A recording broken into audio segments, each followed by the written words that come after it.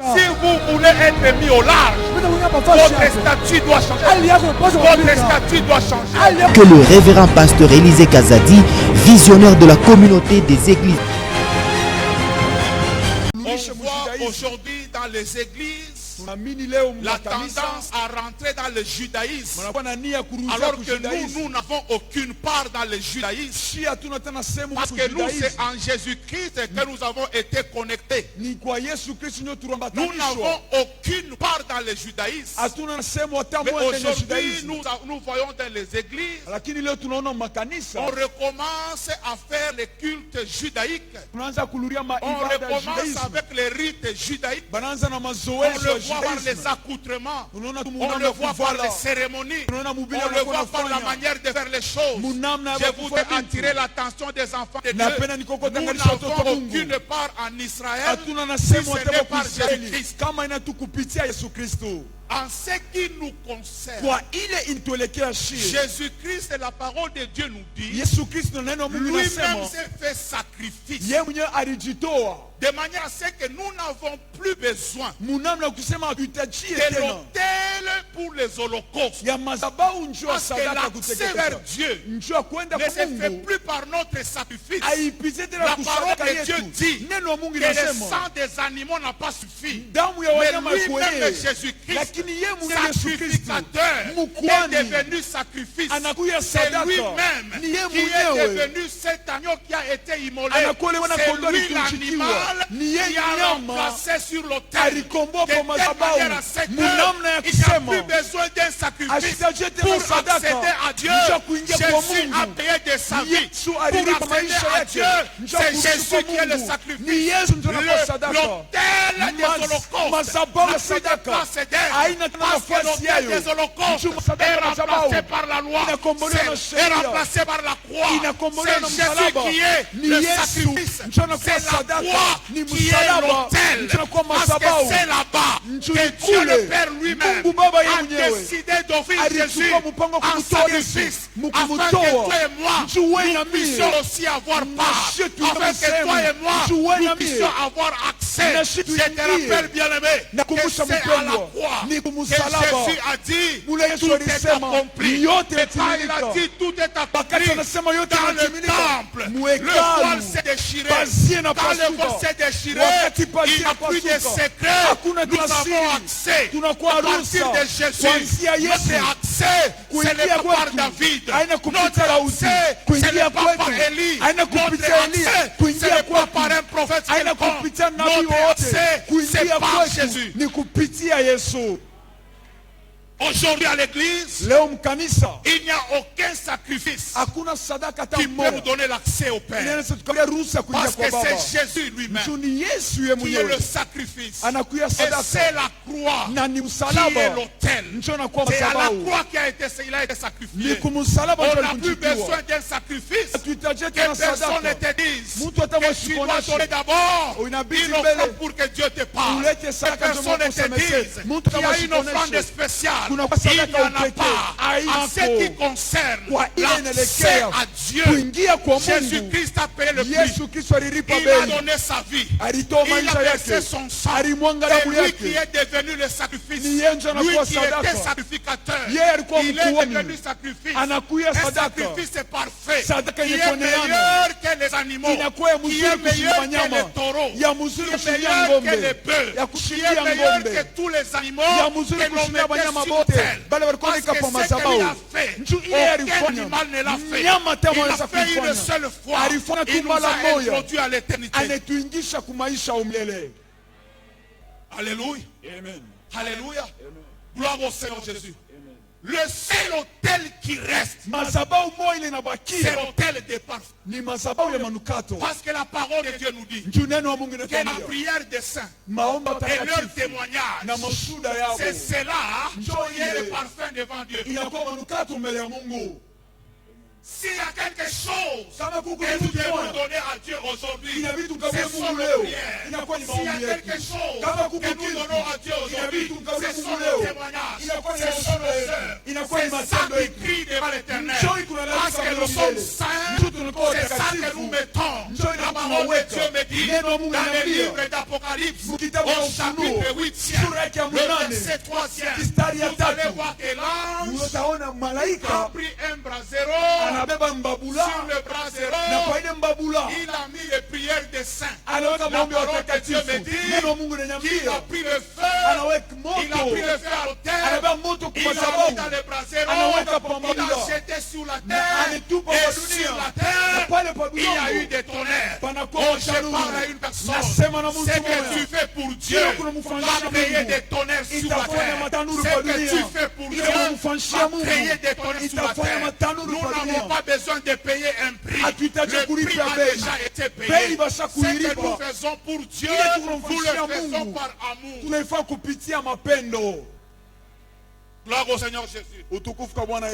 Quand nous faisons nos offrandes, nous ne faisons aucun rachat. Parce que le rachat a été fait par Jésus. Nous, dans nos offrandes, nous présentons notre amour devant Dieu. Nous, nos offrandes, c'est une manière de l'adorer. Tout ce que nous faisons, c'est comme le parfum qui doit monter. Donc il est important que tu comprennes. Pour qu'il n'y ait pas de gens qui te détournent de la bonne voie. Il n'y a pas un travail spécial à faire. Tout ce qu'on te demande, crois seulement au Seigneur Jésus et tu es sauvé. Il n'y a pas une autre formule. Il n'y a pas 3 jours de jeûne. Il n'y a pas une montée. Il n'y a pas une délivrance quelconque. Pour accéder à Dieu, il faut croire en Jésus-Christ. Il n'y a pas un travail. Que personne ne te dise que tu dois d'abord jeûner et puis je vais prier pour toi. Non, non, non, non. Crois seulement au Seigneur Jésus. Sois baptisé et tu es sauvé. Maintenant tu feras des jeûnes. Tu vas prier. Ça ne sera pas pour ton rachat. Tu le feras pour ton affermissement. Tu le feras pour affermir ta marche avec Jésus. Mais tu ne le feras pas pour ton rachat. Parce que le sang des taureaux, le sang des oiseaux, le sang des bœufs n'a pas réussi de payer le prix. Mais le sang de Jésus a payé le prix pour moi. Gloire au Seigneur Jésus. Est-ce qu'il y a quelqu'un qui est avec moi ce matin? Est-ce qu'il y a quelqu'un qui est avec moi? Est-ce que tu peux acclamer le Seigneur? Donc, Dieu qui a institué le culte, Dieu qui a institué le service, les instructions qu'il avait données en ce qui concerne les autels, ces instructions sont maintenant confirmées en Jésus-Christ. Alléluia. Amen. Alléluia. Amen. Premier point que je voudrais que tu saisisses, c'est que le sacerdoce, je mets 2 points, où le service chrétien est saint et sacré. Parce que je dis que c'est Dieu qui a institué le sacerdoce. Il en a donné le modèle. Je ne vais pas me perdre avec vous en vous donnant les dimensions de l'autel. On le fera une autre fois. Aujourd'hui, je voudrais que vous compreniez que le Dieu qui a institué le sacrifice, il a mis le modèle avec lequel nous devons le faire. Ce qui fait vivre l'autel, c'est le sacrifice et le feu.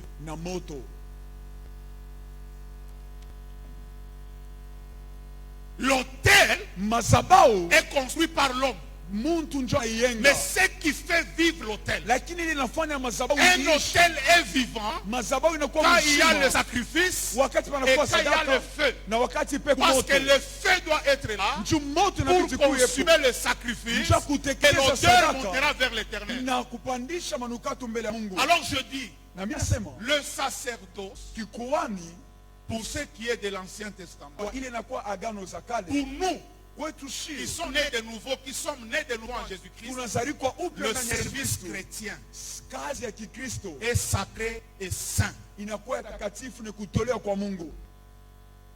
Souvenez-vous, que nous sommes tous un royaume de sacrificateurs. Donc pour ceux qui sont en Jésus-Christ, il n'y a plus l'ordre comme cela a été dans le temps avec seulement Lévi et la famille d'Aaron. Non, tout le monde est sacrificateur. Tout celui qui est en Jésus-Christ est sacrificateur. Et quand quelqu'un est sacrificateur, c'est-à-dire qu'il a un travail qu'il fait au temple. Alors est-ce que tu peux poser la question à ton voisin, quel est le travail que toi tu fais? Alléluia. Gloire au Seigneur Jésus. Que Dieu vous bénisse. Donc vous voyez, je dis, le sacerdoce ou le service chrétien, il est sacré et il est saint. Nous avons lu dans le verset 4. Quand ces deux personnes sont frappées par Dieu, Moïse dit à Aaron, c'est ce que l'Éternel avait dit. Je dois être sanctifié par ceux qui me servent. Je dois être glorifié parmi mon peuple.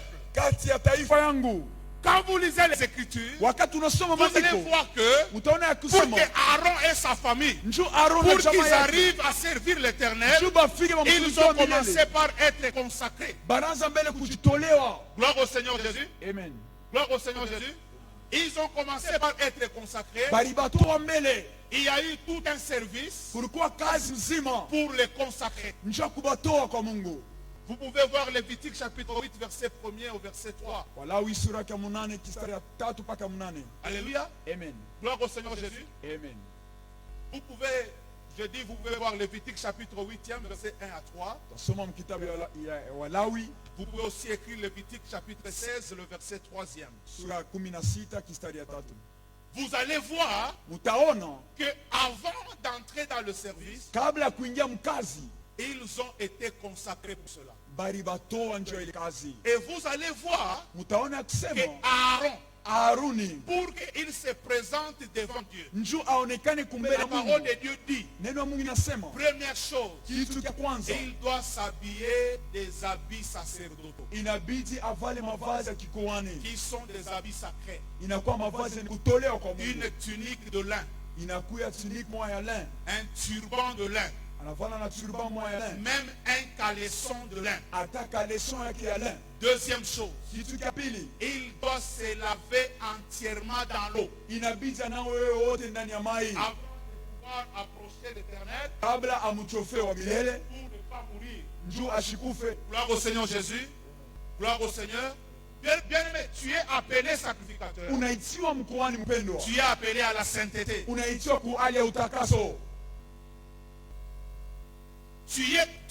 À partir du moment où tu as cru en Jésus, tu fais partie du royaume des sacrificateurs. Quel que soit ce que tu fais, quel que soit ce que tu fais, ce n'est pas seulement quand tu es en train de prêcher comme moi. Quel que soit le service que tu fais pour Dieu, tu dois comprendre que le service chrétien, il est sacré, il est saint. On ne peut pas le faire dans n'importe quelle condition. Aaron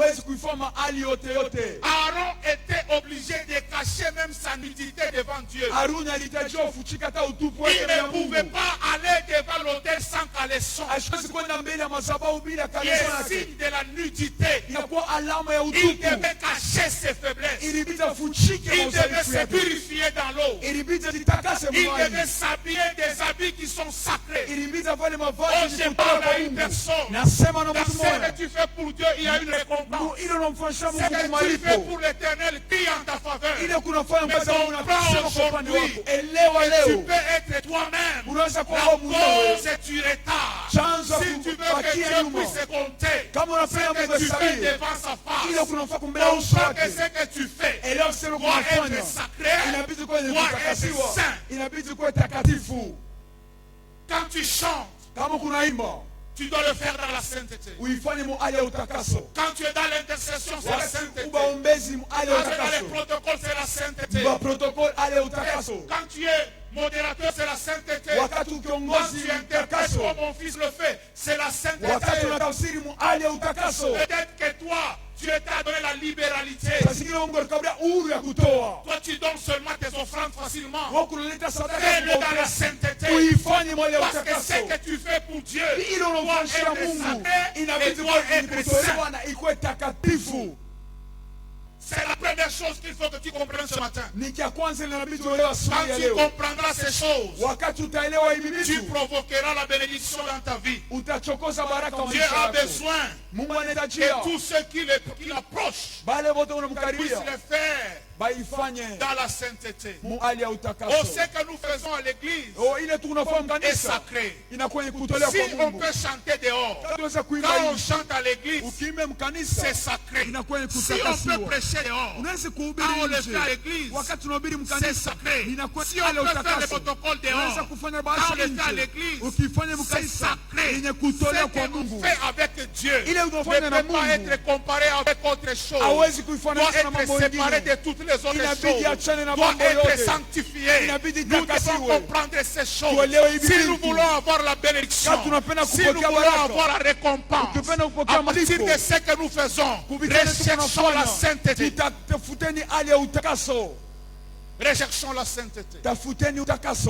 Parce que Aaron devait respecter ces conditions pour ne pas mourir devant Dieu. Mais quand toi tu travailles à l'église et que tu ne sais pas te garder dans l'état de sainteté, ce qui arrive pour toi, c'est que tu trouves la mort devant Dieu. Parce que notre Dieu est jaloux. Il aime qu'on observe exactement ce que lui, Dieu nous a instruit. Je l'insiste ce matin. Fais attention à la manière dont tu es en train de marcher. Fais attention à la manière dont tu es en train de servir Dieu. Il ne s'agit pas de faire les choses par habitude. Il s'agit de faire la volonté de Dieu. Et la première volonté de Dieu, c'est que tu sois saint. Ne t'habitue pas à Dieu. Ne t'habitue pas aux choses de Dieu. Est-ce que quelqu'un peut bouger cette sœur-là? Ce n'est pas normal. Ne t'habitue pas aux choses de Dieu. Ne t'habitue pas parce que tu as une belle voix. Ne t'habitue pas parce que toi, tu connais les versets de la Bible. Ne t'habitue pas parce que toi, tu sais voir la fumée quand tout le monde ne voit pas. Quand nous approchons Dieu, c'est sacré et saint. Deuxième chose que nous devons retenir ce matin, le feu étranger. Nous venons de voir que ces deux personnes, ils sont fils d'Aaron. C'est-à-dire qu'ils ont qualité. Ce ne sont pas des intrus. Ils ont qualité pour se présenter devant Dieu et faire des sacrifices. Pour cela. Deuxième chose, ils ont été instruits.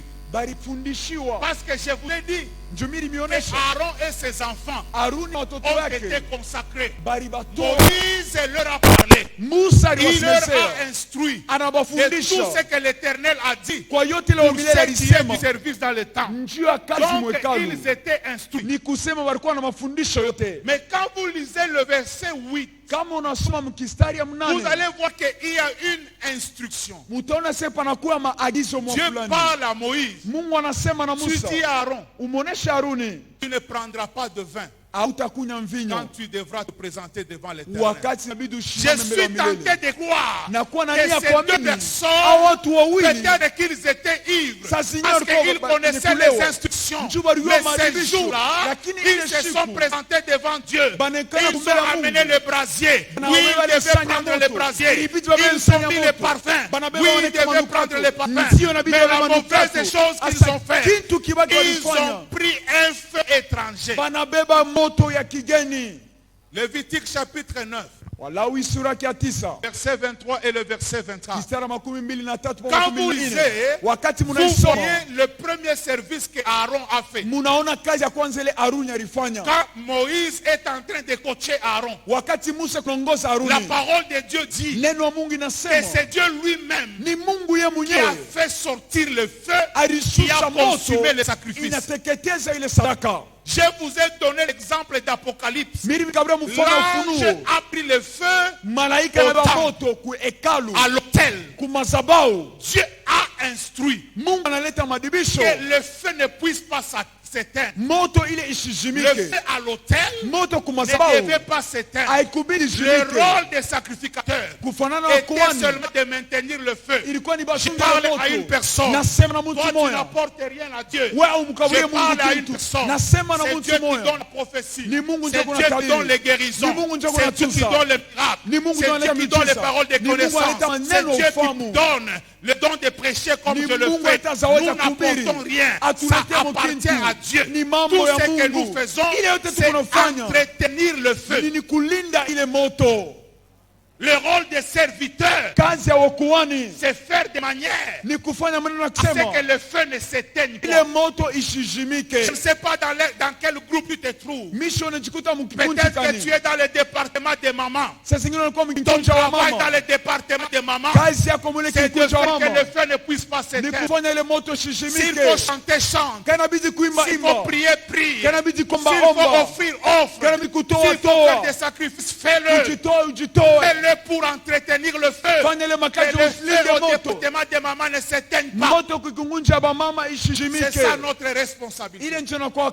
Mais à chaque fois que le sacrificateur, chaque fois qu'il devait se présenter devant Dieu, c'est seulement à l'autel qu'il devait prendre le feu. Les deux fils d'Aaron, bien qu'ils avaient été instruits, ils ont mis une offrande de bonne odeur. Mais ils ont pris un feu qui est étranger. Qu'est-ce que nous appelons étranger? Étranger parce que ce n'est pas venu de l'autel. Parce que le feu devait venir de l'autel. Qu'est-ce que nous appelons étranger? Étranger parce que c'était retiré. On a pris ça en dehors des limites fixées par Dieu. Tout ce que l'on prend en dehors des limites fixées par Dieu est étranger devant Dieu. J'ai dit que ce qui fait vivre le c'est le sacrifice et le feu. Et le feu est important. Je voudrais parler à une personne. Je voudrais parler à une personne. Que le feu doit sortir seulement de l'autel. Personne ne peut servir Dieu par sa propre volonté. Personne ne peut servir Dieu avec sa propre force.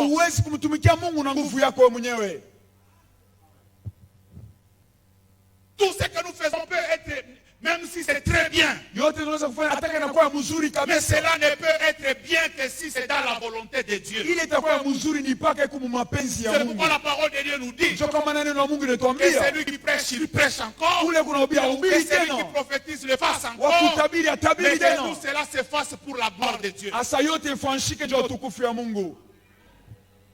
Bien aimés, faisons attention. Quand nous sommes en train de servir Dieu, de ne pas faire des choses qui sortent de la volonté de Dieu. De ne pas faire des choses qui sont en dehors des limites que Dieu a fixées. Le dimanche passé, j'avais parlé. J'ai dit l'œuvre de Dieu, c'est une question de mandat. Tu ne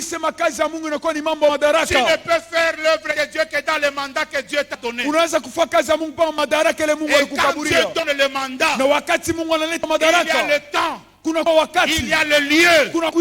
Dieu, lui, il sait là où il t'a établi. Il sait là où tu dois exercer ton ministère. Tout ce que tu fais en dehors des limites que Dieu a fixées, c'est un feu étranger. C'est Dieu qui fixe les limites. Ni Mungu kunaweka mipaka. Si vous devez chanter, kama inabidi muimbe, faites comme Manoah. Mufanye sawa Demandez Manoa. à Dieu quelle est sa volonté. Mumuulize Mungu Si mapenzi vous yake êtes des kuche. intercesseurs, Kama unakuwa bombezi, faites comme Manoah. mufanye sawa Manoa. Posez-lui la question. Mumuulize, Qu'est-ce que nous devons faire? inabidi Si tufanye vous nini? êtes protocole, Kama unakuwa balinda posez-lui la usawa, question. mumuulize, Qu'est-ce que nous devons faire? inabidi Si tufanye vous nini? péchez comme je le Kama fais, kunahubiri vile posez-lui la nafanya, question. mumuulize, Qu'est-ce que je dois faire? inabidi Si vous tufanye avez nini? les dons divers, Kama kuna il y a mazao les ya gens qui ont kuachana les chana. dons de prophétie. Kuba mtu Il anabidi y a les gens watabiri. qui ont les dons des miracles. Mama zawadi Il y a les miujiza. gens qui ont des dons, les dons de parler en langue. Mama zawadi Il y a des kusema gens qui mulugha. ont la parole de connaissance. Mama zawadi Dans neno toutes ufahamu. ces choses, Mubile vitu il y a vyote. un mandat. Munakuwa Et c'est madaraka. Na Dieu ni qui Mungu. fixe les mandats. E kunaweka Tu ne peux madaraka. le faire Unaweza que selon kuitumia. la volonté de Ni Dieu. mpaka Tout mapenzi ce ya que Mungu. tu fais Yote en dehors de unafanya la volonté de nje Dieu ya mapenzi est ya un Mungu. feu étranger. Inakuwa moto ya kigeni. Personne, Hakuna mtu hata moya. personne Mtu hata ne moya peut servir Dieu par sa propre asiwezi volonté. kumtumikia Mungu mapenzi yake. Personne Hakuna ne peut mtu hata servir moya Dieu avec sa force. asiwezi kumtumikia Mungu nguvu yake Je mwenyewe. voudrais prendre deux points importants pour ce qui est des feux étrangers. Napenda niwe manukta mbili ya mafai pale na kwa Ce moto ya matin, j'ai dit kigeni. que je voudrais te parler de manière à ce que tu saisisses le message. Nilisema nikuzungumzie munamna ushike mjumbe. Feu étranger, Moto ya kigeni tout ce qui ne provient pas de la croix. yote ile haitokee kumsalaba. Parce que nous avons dit Ndio tulisema que pour nous, njuu yetu l'autel shie c'est la croix madhabahu et ni c'est msalaba Jésus qui est le na sacrifice. ni Yesu ndio sadaka. Dans l'exercice de notre ministère, Mukutumika mtumishi yetu, en utilisant les dons que Dieu nous a donnés, mukutumikisha zawadi Mungu dans tout alitupa, ce que nous faisons devant mwa l'Éternel, yote tunamfanyishia wa milele, tout cela doit provenir de la croix. yote inabidi tokee Ce kumsalaba. qui n'est pas passé de la croix est Ile étranger. kupitia kumsalaba inakuwa ya kigeni. On ne peut pas servir Dieu Hauwezi kumtumikia Mungu avec notre nature charnelle. na hali yetu ya kimwili. Parce que notre nature charnelle Ndio hali yetu ya ne kimwili peut pas connaître Dieu. haiwezi kukutana na Notre Mungu. nature charnelle Hali yetu ya ne kimwili peut pas faire plaisir à Dieu. haiwezi kumfurahisha Notre Mungu. nature charnelle Hali yetu ya ne peut kimwili pas aimer Dieu. haiwezi On kumpenda ne peut Mungu. pas.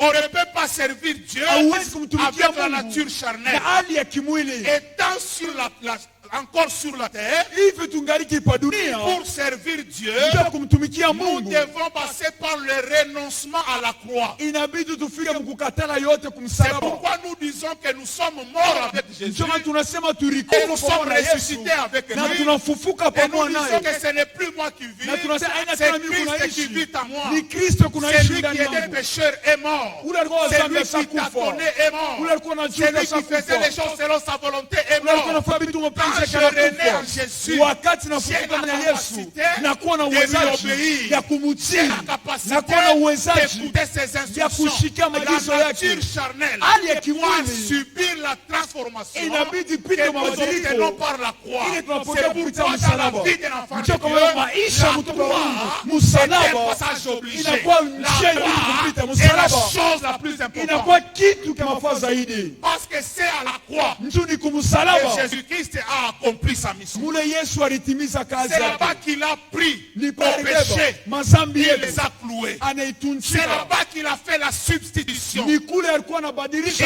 a pris notre place. anabeba fazi yetu. Lui, il a été malédiction à notre Yeye place. anakuwa laana pa fazi C'est à yetu. la croix. Ni kumsalaba. Ce lieu qui était un lieu d'humiliation, Ile fasi ilikuwa qui est fasi ya devenu aya. un lieu de gloire. Inakuwa fasi ya C'est à la utukufu. croix. Ni Là où kumsalaba. nous sommes passés de l'imperfection à la Pale perfection. tunatoka maisha ya bulebule kwenda La kukamilifu. nature charnelle Hali ya kimwili doit passer par le renoncement. inabidi pite mkukatala, Tu ne kutolewa. peux pas servir Dieu en continuant à être orgueilleux. Hawezi kumtumikia Mungu Tu endelea ne kwa peux pas kiburi. servir Dieu en continuant à être désobéissant. Hawezi kumtumikia Mungu Tu ne kutokutii. peux pas servir Dieu en ayant en toi les œuvres de la chair. Hawezi kumtumikia Mungu ndani kuna matendo ya Il mwili. y a des gens, tu peux le voir pécher, Unaweza kuona watu mais wanawahubiri ce que tu le vois faire juste après, bila unaona wanafanya tu kisha. commences à te poser la question s'il a déjà cru en Jésus. Unaanza kujiuliza kama shakumwaminiaka Yesu. Il y a aujourd'hui des gens qui sont experts dans la parole de Dieu. Kunakuwa watu leo washakujua neno ya Mungu. Ils peuvent l'expliquer avec beaucoup d'intelligence, Banaweza kuionyesha kufasiria na mais ils akili n'ont mingi. pas encore cru en Jésus-Christ. Lakini bo bado hawaamini Pour Yesu ceux qui Kristo. sont en Jésus-Christ comme toi et moi, nous devons avoir le renoncement par la croix. Notre volonté, nos pensées, nos intérêts, notre passion ne peut pas satisfaire Dieu. Bien-aimé, le feu étranger, c'est tout ce que nous faisons sans la volonté de Dieu. Si Dieu t'a appelé avec un talent comme nos enfants, faites-le pour la gloire de notre Dieu. Si Dieu vous a appelé pour enseigner comme moi, faites-le pour la gloire de notre Dieu. Si Dieu vous a appelé prophète, faites-le pour la gloire de Dieu. Si Dieu vous a donné peut-être la sagesse, usez de la sagesse pour la gloire de Dieu. Ne faites rien pour rechercher des intérêts qui sont charnels. Ne faites rien pour rechercher des gloires qui sont vaines. Ne recherchez pas la gloire des hommes. Ne cherchez pas que les hommes puissent vous payer. Moi j'ai fait l'œuvre de Dieu en étant pauvre. J'ai servi Dieu, je n'avais pas de souliers. J'étais en train de servir Dieu 24 heures sur 24. Je l'ai toujours témoigné et je dis que je ne peux même pas me contredire. Il n'y a pas un homme sur la terre qui pourra me contredire. Pendant tout le temps que j'ai servi Dieu dans la faiblesse, je n'ai jamais demandé un franc à quelqu'un. Parce que je sais que c'est lui qui m'a appelé. C'est celui-là qui va me payer. Il n'y a pas un homme qui m'a engagé. C'est Dieu qui m'a engagé. Si j'ai un salaire à réclamer, c'est Dieu que je vais réclamer le salaire. Ce n'est pas vers un homme. Moi j'ai servi Dieu dans une église où il n'y avait qu'une vingtaine de personnes. Mon fils qui est ici, le frère Jean peut le témoigner. Il est là, il est pasteur aujourd'hui. C'est mon fils, tu peux te lever, bien-aimé. J'ai servi Dieu avec lui. Lui, il est là, c'est là où je l'avais ramassé. Il ne pouvait jamais même citer le nom de Dieu. Aujourd'hui, il est pasteur. Pendant ce temps-là, je me promenais avec la Bible. Je n'avais pas où dormir. Je n'avais pas à manger. Il m'a suivi comme un disciple. Nous allions de maison en maison. Nous allions prêcher dans les maisons des gens. Nous faisions des cultes devant 5 personnes, devant 10 personnes. Nous avions une église là où les gens amenaient les matembele comme offrande. On ne peut même pas rêver à voir la dîme. Il est là comme témoin. Je n'ai jamais demandé une chemise à quelqu'un. Je n'ai jamais demandé un franc à chacun. Mais je peux vous témoigner. Aucun jour je suis resté affamé.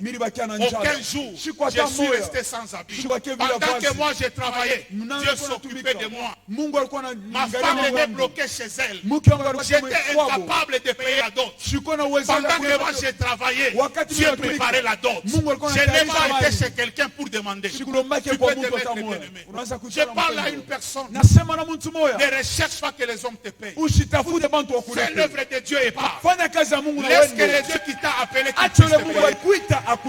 parce que ce que tu fais pour Dieu est en train de crier pour toi. Quand tu te fais payer par les hommes, tu annules l'action de Dieu dans ta vie. Ce que tu fais pour Dieu, fais-le bien. Fais-le avec foi. Dieu il est débiteur de personnes. Je t'assure, tu ne mourras pas. Tu vivras. Tu raconteras les merveilles de l'éternel. Moi, mes enfants, les enfants de mes enfants, les enfants des enfants de mes enfants, personne ne mourra de faim. Personne ne sera mendiant. Pourquoi? J'ai donné ma jeunesse à Dieu. J'ai donné ma vie à Dieu. Je n'ai pas été hypocrite. J'ai été sincère. Quand j'étais dans la faiblesse, j'ai crié devant l'éternel. Je n'ai jamais demandé un salaire. Je n'ai jamais demandé à être payé. Je n'ai jamais demandé même le transport. J'allais prêcher dans le marché. Ceux qui sont ici me connaissent. J'ai prêché dans le marché. Aucun jour, je n'ai pris une offrande dans le marché. Dans ma poche, je n'ai rien. Je vais rentrer à pied. Mais je vais au marché. Je prêche et je termine. Les gens disent voici l'offrande. Je dis c'est lui qui m'a envoyé. C'est celui-là qui va me payer. Je pars à pied. Je sais que c'est lui qui m'a envoyé. Oh, bien aimé, il va payer. Parce que je ne marche pas à pied. Je change le véhicule comme je veux. Le véhicule n'est pas un problème pour moi. Je ne me bats pas pour avoir un véhicule. J'en obtiens même gratuitement. Je vis dans la grâce. Je vis dans la faveur. Et ce que j'ai fait, c'est pour mes enfants. C'est pour les enfants de mes enfants. Dans ma lignée, personne ne sera mendiant. Deuxième chose, pour le feu étranger, ce sont les fausses doctrines. Quand vous prenez Timothée, 1 Timothée chapitre 4 verset 1, vous allez voir que la parole de Dieu nous dit, à un certain moment, maman, est-ce que tu peux nous lire ça? J'aimerais qu'on puisse lire ça. Et qu'on lise aussi Galates, chapitre 1er, 6 à 8. 1 Timothée 4 verset 1er. La parole de Dieu dit, certains abandonneront la foi. Quelqu'un est avec moi ce matin? Est-ce que tu es enseigné ce matin? Ce matin, je voudrais que tu saisisses le message.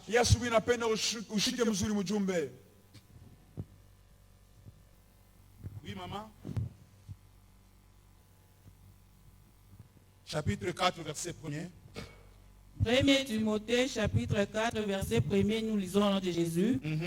Mais l'Esprit dit expressement que dans les derniers temps, quelques-uns abandonneront la foi pour s'attacher à des esprits séducteurs et à des doctrines de démons.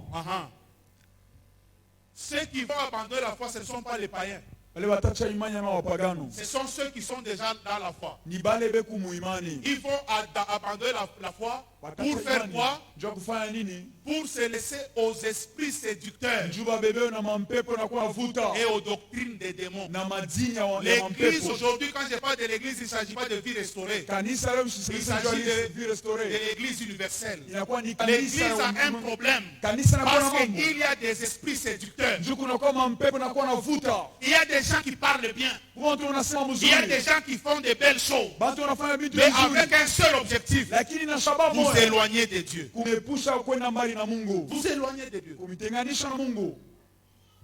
Il t'approche, non pas pour renforcer ta marche, mais pour te fatiguer. Et Paul dit, leur zèle est trompeur.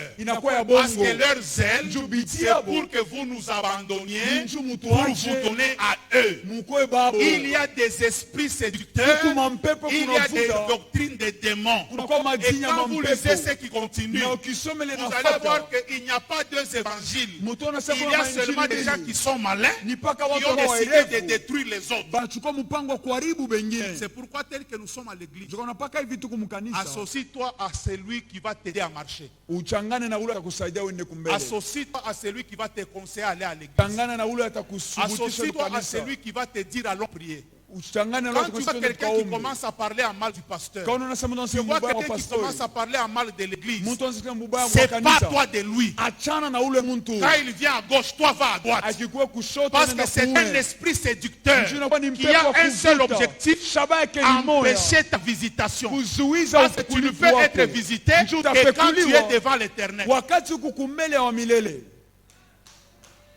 C'est un feu étranger. Soyez souple, maman. Soyez souple, mes frères. Si quelqu'un avec qui vous êtes, vous voyez qu'il te donne des mauvais conseils par rapport à l'église, séparez-vous de lui. Il est méchant. C'est un esprit séducteur. C'est un démon qui a porté la peau d'un homme. Il est là pour ta destruction. Le diable l'a envoyé pour détruire ta bénédiction. Regardez à l'église, c'est lui qui prie beaucoup. Attachez-vous à lui. Parce qu'il va vous aider à prier. C'est lui qui médite la parole. Attachez-vous à lui. Il va vous aider à méditer la parole avec lui. C'est lui qui aime aller à l'église. Attachez-vous à lui. Il va vous donner aussi cette envie d'aller à l'église. Vous êtes à deux au marché en train de vendre. Vous priez tous à la même église. Toi, tu as l'habitude d'aller mardi à l'église. L'autre qui est à côté de toi te dit, tu sais, sépare-toi de lui. Umwache afanye mambo yake na Mungu na wewe mambo yako na Mungu. Occupe-toi de ton Dieu. Juu kutakuwa wakati ile Mungu ataangalia matendo ya kila mtu. Il y aura un temps où Dieu sera en train de chacun répondra devant Dieu selon ce qu'il a fait de bien ou de mal. Personne ne pourra se retrouver devant Dieu et commencer à parler comme Adam. Pour dire que ce n'est pas moi, c'est la femme que tu m'as donnée. Chacun est responsable et vous êtes enseigné. Vous allez lire aussi Galates chapitre 6, verset. J'ai dit quel verset? J'ai dit Galates chapitre 1er, verset 6 au verset 8. Qui vous parle de la même chose. Donc vous voyez, je vous ai donné deux sortes de feux étrangers. Je ne déborde pas parce qu'on m'a donné la chair en retard. Mais je vais bientôt terminer. Gloire au Seigneur Jésus. Gloire au Seigneur. Amen. Je vous ai donné deux sortes de feux étrangers. Le feu étranger par ce que nous faisons. Et le feu étranger par ce que nous recevons. Le dernier point, le feu c'est le jugement. Gloire au Seigneur Jésus. Ce que le feu étranger amène, c'est la mort. Vous voyez pour ce qui concerne Abihu et Nadab. La parole de Dieu dit que le feu est sorti de l'autel. Le feu les a tués devant Dieu. Moïse a même interdit à ce que les sacrificateurs fassent un deuil pour eux. Parce qu'ils ne méritent même pas un deuil. Quand quelqu'un fait le mal contre Dieu, il ne mérite pas le deuil. Il faut le laisser mourir seul. Gloire au Seigneur Jésus. Amen. La conséquence directe quand nous amenons le feu étranger, c'est que nous provoquons la colère de Dieu. Chaque fois que tu t'approches de Dieu sans respecter la volonté de Dieu, tu peux être en train de chanter, tu peux être en train de prêcher, tu peux être dans les bancs comme tu es, mais chaque fois que tu t'approches de Dieu en amenant aussi le feu étranger, c'est-à-dire les fausses doctrines, c'est-à-dire les mauvaises choses que tu gardes en toi, l'orgueil, la désobéissance, l'inimitié, les querelles et des choses semblables, la conséquence, c'est que tu provoques la colère de Dieu.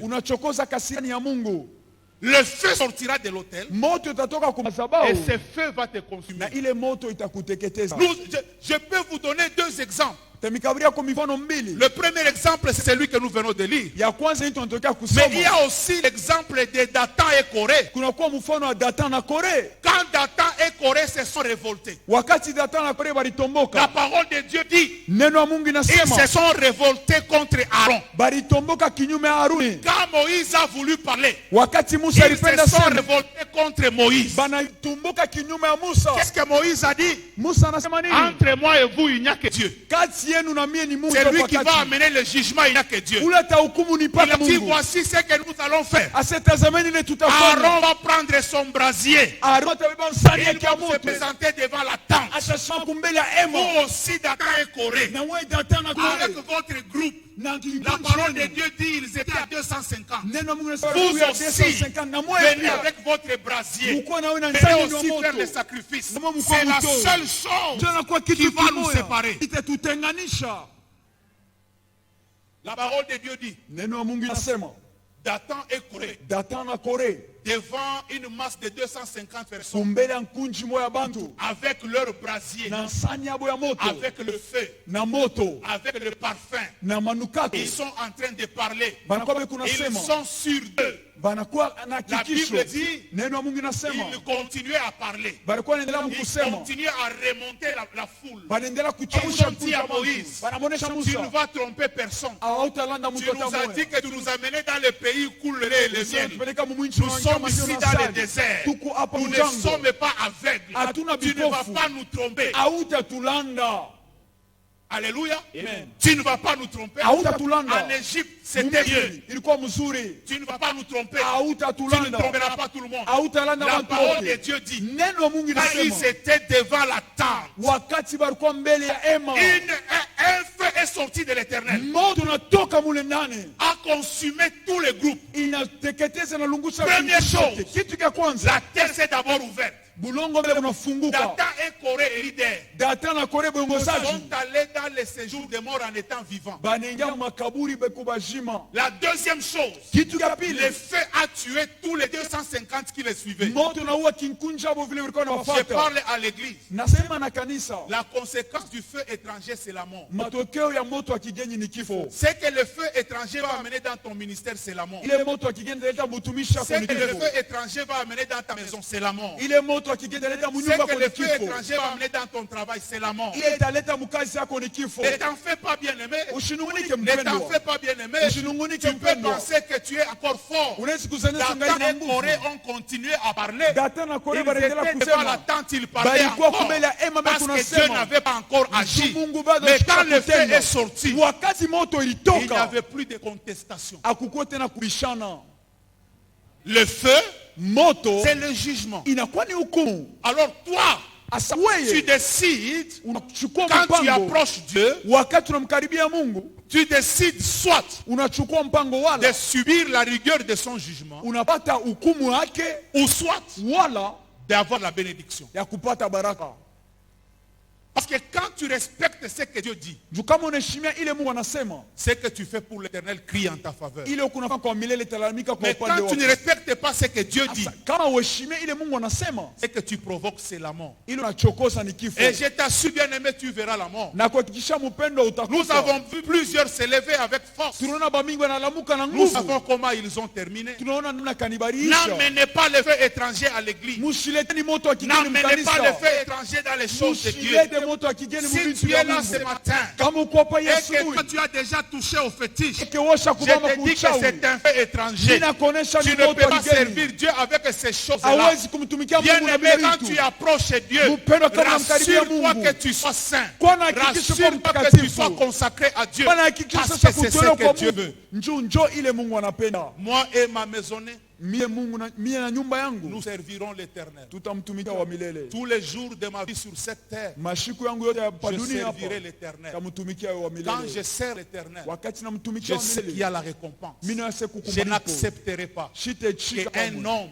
Muntu atamoa empêche la récompense que je dois avoir. azuize Bien malipo. aimé, que chacun d'entre nous, Mpenda kila que mmoja tes yeux wetu. s'ouvrent, Macho que tu aies le yafunguke. discernement Upate en ce kuchunguza qui kwa te maroho. concerne toi-même. Ile na kuelekea Chaque fois mwenyewe. que tu approches Dieu, Kila mara Dieu unakaribia aime Mungu. qu'à l'autel il y ait la paix. Mungu anapenda kumadhabahu kukue Dieu salama. aime qu'à l'autel il y ait la sainteté. Mungu anapenda kumadhabahu kukue C'est hali ya pourquoi utakaso. Jésus dit, Ndio kwa maana Yesu quand tu anasema t'approches de l'autel pour faire tes offrandes, wakati unakaribia kwa et madhabahu que tu te utoe, rends compte que tu as un problème avec ton frère, unatambua kusema laisse kwamba là ndugu ton yako offrande. acha sadaka Rentre kwa d'abord pale, réparer. luria mbele Parce qu'à utengeneze. l'autel il faut qu'il y ait la paix. Ne Kumadhabahu inabidi kuwe t'encourage pas salama. dans le mal parce que tu parles en langue. Mishi Ne kusubutisha t'encourage pas mubaya. dans le mal parce que tu prêches encore. Ne Usijisubutishe juu t'encourage unahubiri. pas dans le mal parce que tu pries encore. Usizile monjo Quand tu kunaomba sais que tena. tu as mal fait, Kama unafanya répare vibaya, avec Dieu. tengeneza na Cherche Mungu. la paix. De Tafuta cette salama. manière-là, Mwile namna. l'autel t'amènera la bénédiction. Madhabahu Si tu ne itakuletea cherches baraka. pas la paix, Kama utafute ce n'est pas salama, moi qui le dis. aina mimi kunaisema Un feu sortira de l'autel. moto moja itatoka kwa Et ce madhabahu. feu-là, c'est le feu du jugement. Na ile moto ni moto wa hukumu. Pour ceux qui qui concerne vie restaurée, Kwa ile neleke vie je l'ai restaurée. toujours dit et je le dis encore. Naisema na Il s'agit de isemulaka l'église paka. de Dieu. Inakuwa ni mambo Je ne me kanisa battrai Mungu. jamais pour vie restaurée. Shitakombanaka kama Qui mtu wa vie suis-je? Je ne restaurée. suis qu'un homme. Niko nani na Mais kwa je tu sais mtu. qu'en sérieux, il y a l'œuvre de Dieu. Na sepa ifazi pe C'est kukazi Dieu ya qui est Mungu. le seul juge. Ni Mungu tena kwa C'est lui qui hukumu. jugera chacun. Yeye ndio atahukumu kila C'est lui qui mtu. s'attaque à vie restaurée. Yote anakombana na Un vie feu restaurée. sortira de l'autel. Moto wote Et va atoa le mazabao. consumer au nom de Na Jésus. inamuteketeza Parce mchina que la dans le Yesu. sanctuaire, Njumu il y ali a deux utakaso. possibilités. Munakuwa mambo mingi. Dans le sanctuaire, Bahali le takatifu. torrent sort du sanctuaire. Kijito natoka pale Et quand takatifu. ce torrent sort, Wakati kijito partout où le unatoka. torrent passe, Fazi yote ile il kijito amène la unapita. restauration. Inatiliwa upya. Les arbres qui ne produisaient pas commencent à produire. Ile miche iko na tunaanza Là kutoa où il n'y avait matunda. pas de poissons, il y a des poissons. Pala pa kwa samaki Il n'y avait na plus de samaki. pêcheurs, il y a maintenant des pêcheurs. Hapako kulova na C'est kwa du kulova. sanctuaire Ni que kutoka les mtalo. torrents de la restauration viennent. Njoo ile kijito Que personne ne te trompe. Ta vie ne sera jamais bénie à la montagne. Maisha Ta kwa vie ne tabarikiwa sera kwa kulima. jamais bénie